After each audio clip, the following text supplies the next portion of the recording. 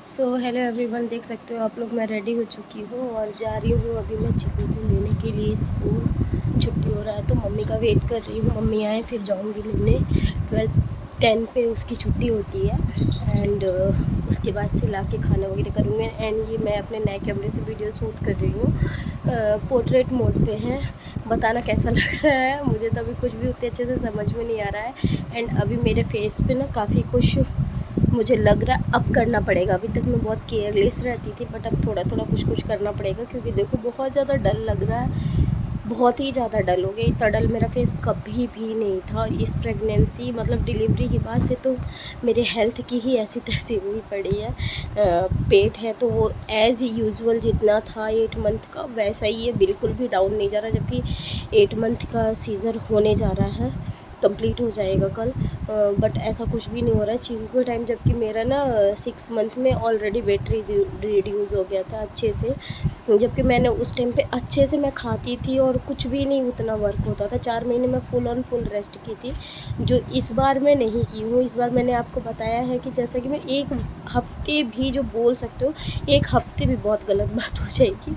Blog अगर आप लोग मेरा देख रहे होंगे तो आप लोगों को पता होगा कि मैं लेटती बिल्कुल भी नहीं थी। रात के टाइम भी मेरा मोस्टली टाइम बैठने में ही निकल जाता था, जिसका मुझे इस टाइम पे समझ में आ रहा है कि मेरा जो बॉडी है वो सही से रिकवर नहीं हो पाया है। जिनकी भी नई डिलीवरी हो रही है उन्हें मैं फ़र्स्ट रिकमेंड यही करूँगी कि प्लीज़ आप लोग ज़्यादा से ज़्यादा रेस्ट किया करो, क्योंकि रेस्ट करोगे आपकी बॉडी रिकवर करेगी, और नहीं करोगे तो उसका नुकसान भी आप ही को करना पड़ेगा। बहुत लोग मुझे अभी इस टाइम पे टॉन्ट कसते हैं, मैं मोटी होगी मोटी। यार मैं खुद समझ रही हूँ कि मैं मोटी हुई हूँ कि पतली हुई हूँ कि क्या हुआ है, बट हाँ, कुछ लोगों को डिमोटिवेट करने में बहुत मज़ा आता है, मुझे ऐसा लगता है। कुछ लोग ना विदाउट सेंस का बात करते हैं। कोई नहीं, मैं मोटी हूँ पतली हूँ जैसी हूँ खुद के लिए हूँ। मुझे पता है कि मैं क्या हूँ, मुझे पता है मेरे अंदर प्रॉब्लम क्या चल रही है क्या नहीं चल रही है। फाइनली फ्रेंड्स, मैं लेके आ गई चीकू को। लेके आने के बाद चिकी का अगेन बाथ, सॉरी मालिश, बाथ सब कुछ कर दिया है मैंने। अब आप लोग बोलेंगे इतना लेट क्यों करती हो, तो सुबह मुझे सच में टाइम नहीं मिलता, अकेले रहती हूँ, सब कुछ देखना रहता है। मेड केवल काम करके जाती है, बहुत लोगों की जजमेंट होती है मेड तो आती है, मेड केवल काम करती है, झाड़ू पोछा बर्तन सारी चीज़ों को सेटिंग करना पड़ता है, वो भी एक बच्चे के साथ में करना पड़ता है, इसलिए मुझे टाइम नहीं मिल पाता है। एंड एक सेकेंड, मुझे टाइम नहीं मिल पाता है, जिसकी वजह से मैं नहीं कर पाती। मैं वैसे ही 11 बजे तक कर लेती हूँ, बट आज मुझे थोड़ा एक्स्ट्रा ही काम हो गया था और चिकी भी सो रही थी, तो इसलिए मैंने उसको डिस्टर्ब नहीं किया कि सो रही है तब तक मैं अपने काम को कर लूँ। और मालिश किया, उसका मालिश करने, हाँ सुबह मैं उसका फर्स्ट मालिश कर देती हूँ हल्का सा, बहुत अच्छे से नहीं करती, लाइटली उसकी बॉडी को मसाज करती हूँ एंड उसके बाद वो सो जाती है आराम से। फिर उठती है, खेलती है, अगर उस टाइम मैं फ्री रही तो मैं मालिश कर देती हूँ, नहीं रही तो वो खेलती है, फिर अगेन सो जाती है। वो मुश्किल से आधा घंटा 15 मिनट जगती है, फिर सो जाती है। वो फिर जब उठती है तब मैं उसको मसाज करती हूँ, बात देती हूँ, और उसके बाद से अभी वो फिर से खाना खाई है और सो गई। तो वो दिन में टोटली 4 नैप लेती है अच्छे से। जो मॉर्निंग वाला लेती है, जो उठती है मॉर्निंग में, उसके बाद जो लेती है वो हार्डली आधे घंटे का रहता है, उससे ज़्यादा नहीं सोती है। उसके बाद जो लेती है वो 1 से 1.5 घंटे का रहता है, और अभी जो सोई है वो आराम से उठेगी आपका 4 बजे तक में। टाइम हो रहे हैं आई गेस 3 हो रहे होंगे, और वो सोई है 2:30 बजे का। अभी सो लेगी वो आराम से, 1.5-2 घंटे तो सोती ही सोती है। और फिर शाम के टाइम में बिल्कुल भी नहीं सोएगी, उसका रूटीन बिल्कुल फिक्स हो चुका है, जो कि रात को उसको 9:30 से लेकर 10:30 के बीच में एनी हाउ सोना है, आप कुछ करो मत करो वो अपना रोगा के सो जाती है। सो उसकी रूटीन ऑलरेडी फिक्स है, मैंने कुछ भी नहीं किया, वो अपने आप में ही वैसी हो गई है, क्योंकि उसे भी पता है कि मम्मा को टाइम नहीं मिलता है। एंड चीकू को लेने गई थी, इतनी गंदी वाली धूप थी, बाप रे हालत ख़राब हो गई है, बहुत ज़्यादा हेडेक होने लग गया मेरे को यहाँ पे। एंड सोच रही हूँ अपना हेयर कट लूँगी मैं, क्योंकि आप देख सकते हो आगे से काफ़ी ज़्यादा गंदा हो गया, बहुत ही ज़्यादा गंदा हो गया है। हेयर कट लेना है मुझे, आज तो नहीं ले पाऊँगी, अभी बहुत सारे कुछ ऐसे, लाइफ हमारी अभी बहुत हैट्रिक है। मम्मी की रिटायरमेंट है कुछ मंथ के बाद, एंड उसके बाद देखो क्या होता है, कहाँ जाते हैं, कैसे क्या करते हैं, कुछ अभी पता नहीं है। बट ये क्वार्टर छोड़ना है यार। क्वार्टर से ना बहुत मूड ऑफ हो गया, इस वजह से हमने अभी तक चीकी का मोस्टली मैं कुछ सामान नहीं ले पा रही हूँ, और मन भी हो रहा है ना तो पीछे हट जा रहा है कि क्या कहाँ रखना है। आप देखोगे घर की दशा तो स्टोर रूम लगती है, बस लगता है कि हाँ कहीं बैठे हुए हैं इंसान। एंड अभी उसके सारे कपड़ों को निकालना है, बहुत कपड़े छोटे होते जा रहे हैं, तो उन सबको मैं आंटी को दे दूँगी। आंटी जो आती है हमारे घर पे उनको दे दूँगी, क्योंकि उनकी जो बहू की बेटी हुई है वो चिकी जिस दिन हुई थी उसी दिन हुई थी, 5 to 10 मिनट आगे पीछे उन लोग आई गेस है, तो उनको दे दूँगी मैं।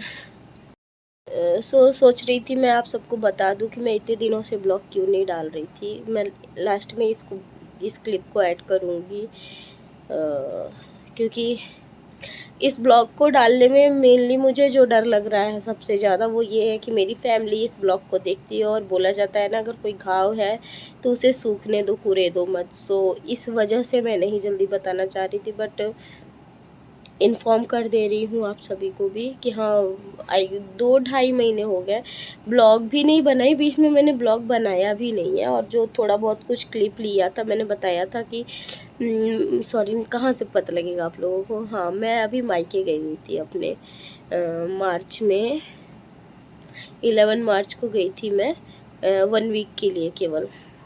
नवरात्रि से पहले मैं आ गई थी, जिस दिन नवरात्रि लगी है उसके 2 दिन पहले मैं आ गई थी यहाँ पे। सो आने के बाद आप मार्च में ही मैं गई और आ गई। उस समय थोड़ी सी क्लिप मैं जो गई हूँ और जो आई हूँ, आने वाले दिन का तो शायद आई थिंक मैंने लिया ही नहीं था, कुछ भी नहीं लिया था आने वाले दिन का। गई थी वही बस क्लिप था, वहाँ पे कुछ भी शूट नहीं किया था, कुछ भी मतलब 1% भी नहीं।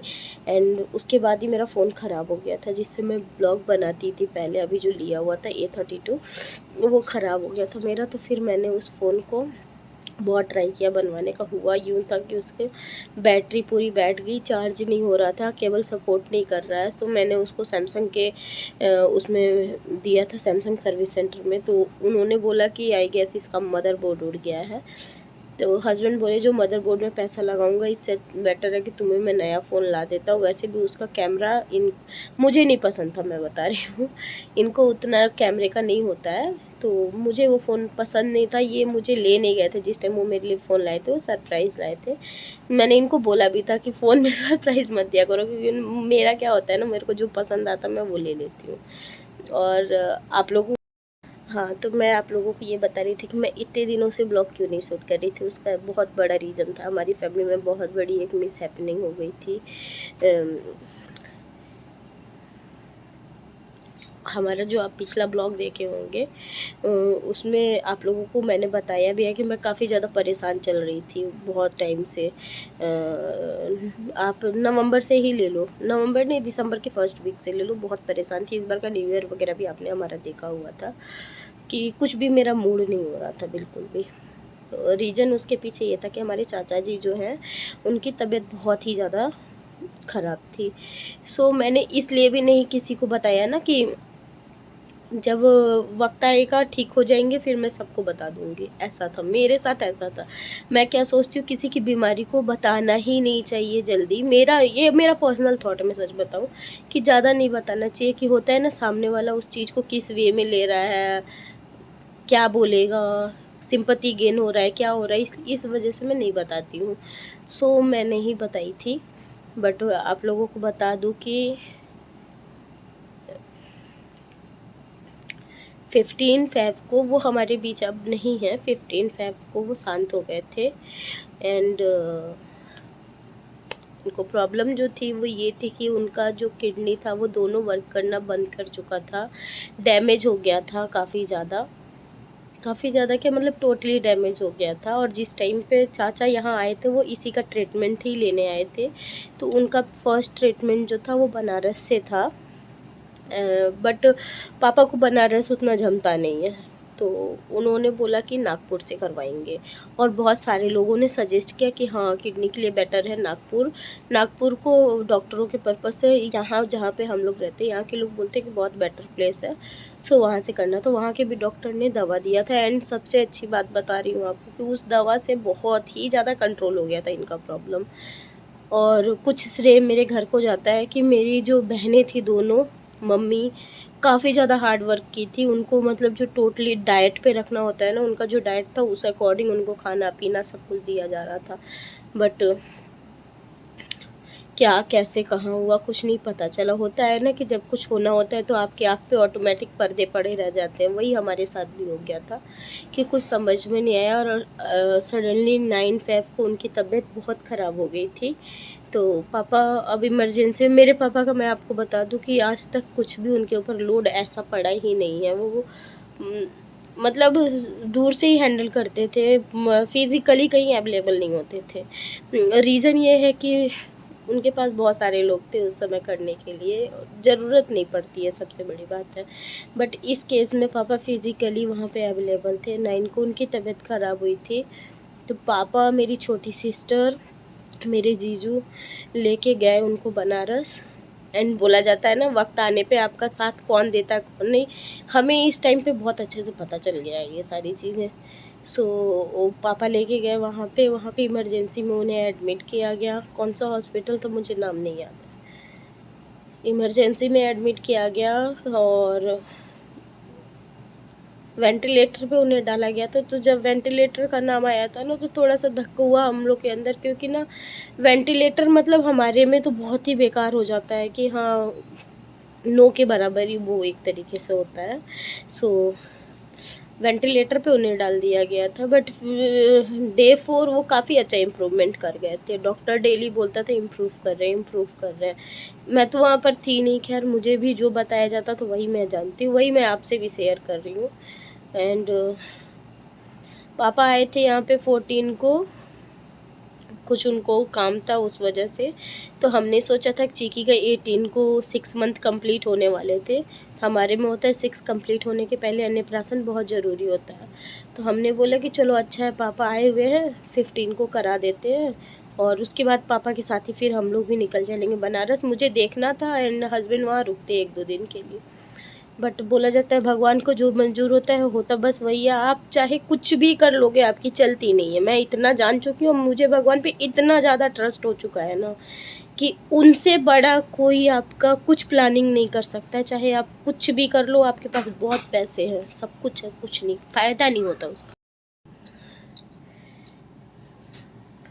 सो मैं ये बता रही थी कि आपके पास जो भी पैसे हैं या कुछ भी है ना, कोई काम नहीं आता है, क्योंकि जो भगवान होता है ना, उससे बड़ा कोई आपका प्लानिंग कर नहीं सकता। आप कुछ भी प्लानिंग कर लो, जो वो प्लान करता है वही काम आता है, वही करता है, वो सुनता भी नहीं किसी की है। एक तो और अपनी लाइफ में मैंने जो एक्सपीरियंस किया है इतने सालों में, अभी तक हमने ये गंदा वाला फेस एक्सपीरियंस नहीं किया था। मेरी जो नाना नानी गए थे तब मैं बहुत छोटी थी, एकदम छोटी भी नहीं थी, होश था। बट एक होता है ना, उनसे मेरी कोई खास अटैचमेंट नहीं रहती थी। मैं ना नाना नानी के घर नहीं जाया करती थी, बहुत रेयरली कभी गई हूँ। बट रात रुकने के लिए मुझे जो याद है 1 से 2 बार गई होंगी, इससे ज़्यादा नहीं। मैं अपने दादा दादी के घर रहती थी। बचपन से ही मेरा यही था कि मैं दादा दादी चाचा चाची के साथ ज़्यादा से ज़्यादा टाइम स्पेंड की हूँ जब गाँव जाती थी तब।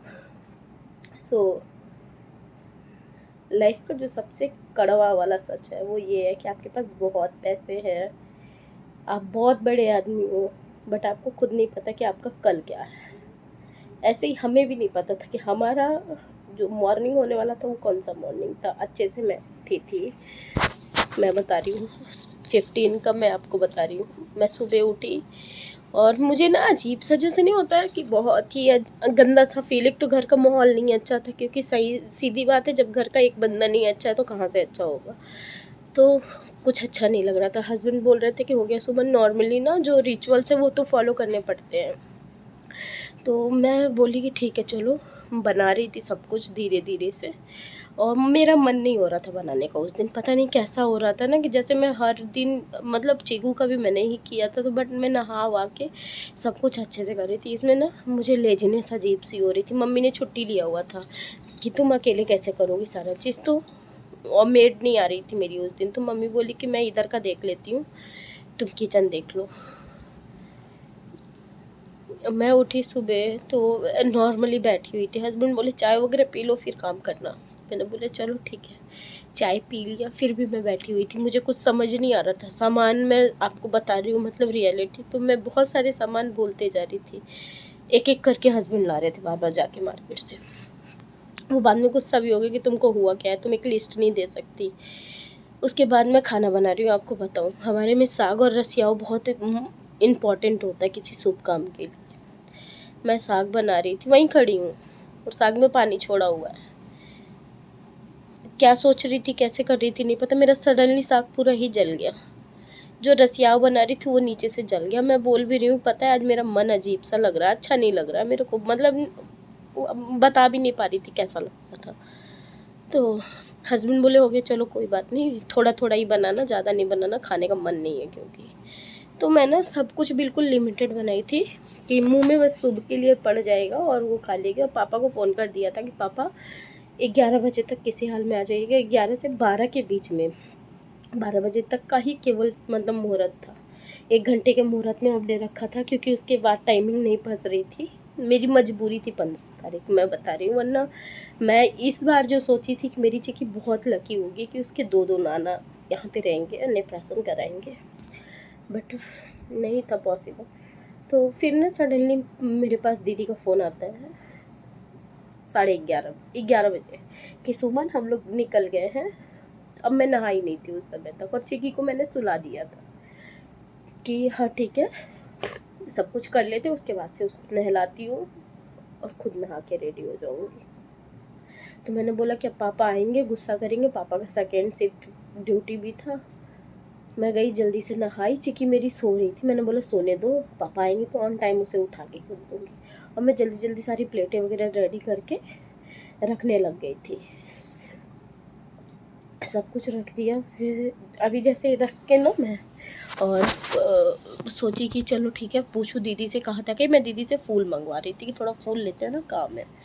तो दीदी ही तब तक मेरे को फ़ोन कर दी कि सुमन हम नहीं आ पाएंगे, हम बनारस जा रहे हैं। तो हमें क्या लगा कि यार अचानक क्यों जा रहे हैं ये लोग। उसी समय मेरे को रोना आ गया। मैं बोली सब ठीक तो है, अचानक क्यों जा रही हो। रात में कुसुम से तो बात हुई थी, ठीक थे, कुसुम वहीं पर थी, सब कुछ अच्छा था। फिर उसके बाद से मैं ना दीदी बोली कि हाँ हाँ सब कुछ ठीक है, अच्छा है। हस्बैंड आ गए तो उस टाइम, इसलिए मैंने ब्लॉग को कंटिन्यू नहीं किया था। सो मैं बता रही थी आपको कि हाँ दीदी लोग बनारस निकलने को हो गई थी। फिर मेरे पास सडनली कुसुम का फ़ोन आ गया कि दीदी अन्नप्राशन करा ली हो क्या। तो हम बोले नहीं यार, अभी तो वो सो रही है, देखो करा लेते हैं। तो दीदी बोलती है सुमन एक काम करो, उसको ना रेडी रखो, हम लोग आ रहे तुरंत करा देते हैं। बोले यार सॉरी है, उठाएंगे अभी तुरंत तो नहीं हो पाएगा, फिर भी लग जाएगा 15-20 मिनट। तो हम बोले कि एक काम करते हैं, तुम लोग निकलो, हम पीछे से गाड़ी अपना करते हैं। इनको बोले कि आप गाड़ी देखो, तो ये तुरंत मतलब गाड़ी बुक कर दिए थे कि चलो देख के आते हैं। हमें तब तक भी कुछ नहीं पता था, ठीक है। तो पापा फिर बोले कि नहीं उसका अन्नप्राशन करा दो, वो ज़रूरी है, क्योंकि फिर 6 की हो जाएगी तो नहीं हो पाएगा, तो तुम बोल दो मतलब इनको कि रवि करा देगा। सो हमने बोला कि अच्छा ठीक है, चलो ठीक है। बोला जाता है ना कि जो हो रहा है वो भगवान कराते हैं, तो भगवान ने ही इस बार सब कुछ कराया है। सो हमने इसका अन्नप्राशन करा दिया। उठी ये तो नहला उहला के जैसे ही अन्नप्राशन कराया, उसके बाद से मेरे पास फ़ोन आ रहा है कुसुम का। जब उसने बताया मुझे, तो मतलब मैं आपको बता नहीं सकती उस समय का अपना मैं फीलिंग नहीं बता सकती हूँ कि मैं क्या महसूस कर रही थी, कैसे क्या। मेरे को कुछ उस टाइम ऑन टाइम सच बताऊँ तो मुझे कुछ समझ में नहीं आ रहा था बिल्कुल भी। उसके बाद जो भी था, मतलब मैं कंट्रोल खुद को नहीं कर पाई थी, हकीकत बताओ नहीं हुआ था मेरे से। मेरे हस्बैंड नहीं कंट्रोल कर पाए थे। पहली बार मैंने उनको रोते हुए उतना ज़्यादा देखा था, बहुत रोए थे। उसके बाद से फिर हमने जो गाड़ी बुक कराई थी, तो हमने बोला था 2 बजे निकलना है, बट हमने उनको बोला कि भैया जितनी जल्दी हो उतनी जल्दी भेजो। फिर हम निकल गए वहाँ पे सब कुछ तो ख़त्म हो चुका था, कुछ भी नहीं था हमारे पास में। यही सब था। उसके बाद से फिर मैं आई ना, अभी तक मैं आपको बताऊँ 2 महीने हो गए, बट कोई भी ठीक नहीं है, कहीं से भी कोई ठीक नहीं है। बस सामने से दिखता है सब कोई नॉर्मल हो रहा है, नॉर्मल एक भी बंदा नहीं है। सबके बैक में कुछ ना कुछ चल रहा है। सो बोला जाता है और मैं एक और चीज़ बताती हूँ, मतलब जो भी मेरा ब्लॉग अगर देखते होंगे, लाइफ में पैसा कुछ भी नहीं है, लालच कुछ भी नहीं है, किसी से दुश्मनी करके भी कोई फ़ायदा नहीं होता, क्योंकि जब इंसान आपके पास नहीं रहता है ना, तो आपके अंदर केवल और केवल गिल्ट रह जाती है और कुछ भी नहीं रह जाता है। सो लाइफ एक बार मिली है, भगवान उस मौका दिए हैं आपको जीने के लिए, तो आप जी लीजिए, सबके साथ प्यार से रहिए। अगर हाँ किसी की बातें बुरी लगती होता है, देखो लाइफ है ना, तो सब एक इक्वल नहीं रहते हैं, होती है सबके में लड़ाई झगड़े सब कुछ होते हैं, हर घर में होता है, मैं बता रही हूँ। बट उस चीज़ को यहाँ नहीं रखना चाहिए, इधर से सुनो इधर से निकालो, नॉर्मल रूटीन से चलो, क्योंकि कल का कुछ नहीं पता होता है, कल क्या होने वाला है आपको नहीं पता, कल क्या इनफैक्ट 5 मिनट बाद क्या होने वाला है आपको नहीं पता है। इसलिए लाइफ को एंजॉय कीजिए। हाँ, हमारे घर में जो भी कुछ हुआ, 3 लोग हमारे घर में 3 साल में गए, आपको बता रही हूँ 3 साल में 3 लोग चले गए। मेरे पापा की आप कंडीशन नहीं समझ सकते, कोई घर के बड़े हैं वो, और आज की डेट में अभी तक था कि फाइनेंस से करते थे हेल्प, हमेशा से फाइनेंशियल हेल्प उन्होंने किया है। बट अभी क्या है, उनको फिज़िकली भी वहाँ अवेलेबल होना है, सब कुछ करना है। 2 घरों की जिम्मेदारी कि एक इंसान पे है, प्लस हम लोग को भी देखते हैं। जैसा कि आप लोगों को पता है कि हमारे भी फादर इन लॉ नहीं है, तो पापा ही हमारे लिए सब कुछ है, स्पेशली मेरे हस्बैंड के लिए वो सब कुछ है। हम लोग को अगर एक कुछ भी तिनका भी लेना है, तो हम पहले पापा से कंफर्म करते हैं, पापा ये चीज़ ले ले, ये ऐसा है, इसको ऐसा कर ले। सो बहुत वैल्यू करते हैं, और मैं भगवान से बस इतना प्रे करती हूँ कि जो लोग हैं बस उनको स्वस्थ रखिए, खुश रखिए, बाकी कुछ भी नहीं चाहिए। स्वास्थ्य से बड़ा धन सच में कोई भी धन नहीं है, क्योंकि अगर आप खुद को स्वस्थ रखेंगे ना, तो सब कुछ बढ़िया रहेगा। खुद को नहीं स्वस्थ रख पाएंगे तो कुछ भी बढ़िया नहीं रहेगा। और मैं ये ब्लॉग इस वजह से नहीं शूट कर पा रही थी, मैं खुद को नहीं रोक पाती हूँ रोने से। मेरा चाचा का बॉन्ड बहुत अलग था, होता है एक उम्र के बाद से ना, बाप बेटी का भी रिश्ता उस तरीके का नहीं रह जाता है। सो हमारा भी, मैं जब बाहर पढ़ने लगी तो उस लेवल का बात करना मिलना कुछ भी नहीं था। बट जो मेरा बचपन था, आप लोगों को नहीं पता है, जो लोग मुझे जानते होंगे उन्हें ये चीज़ बहुत अच्छे से पता होगी कि मेरा चाचा का रिश्ता बहुत बहुत डिफरेंट था। इनफैक्ट मुझे लोग बोलते थे, जहाँ मैं चली जाती थी तो वहाँ पे मेरी बहनें, उनकी बेटियाँ सब चिढ़ाते, अरे आपकी बेटी आ गई है, वो भी बोलेंगे मेरी बेटी आ रही है, तुम लोग को क्या करना है। सो मेरे पास वो वर्ड जो है ना, अब वो सुनने को नहीं मिलने वाला है। लाइफ में कोई भी इंसान चला तो जाता है, बट उसकी जगह कोई कवर नहीं कर पाता है, उसकी जगह वही रहती है। बस भगवान सब ये प्रार्थना है, जहाँ है जैसे है उनको मुक्ति मिले, अगला जन्म भगवान देना, कष्ट मत देना। बहुत कष्ट उन्होंने झेला है, बहुत ज़्यादा। हमने आज तक की लाइफ में इतना कष्ट किसी को झेलते हुए नहीं देखा था। सोच लिए, ठीक है।